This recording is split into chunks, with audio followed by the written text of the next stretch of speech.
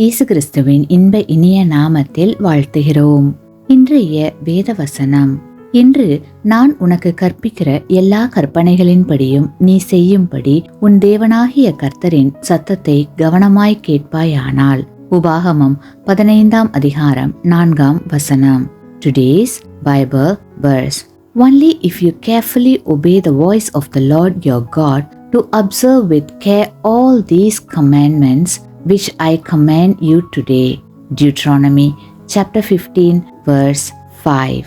ஒவ்வொரு நாளும் காலையில் எழுந்தவுடன் தேவனுடைய சத்தத்தை கவனமாய் கேட்க நாம் ஜாக்கிரதையாக இருக்க வேண்டும். கவனமாக கேட்பதினால் மிகுந்த பலன் நமக்கு உண்டாகும். இந்த உலகம் பலவிதமான சத்தங்கள் நிறைந்தது.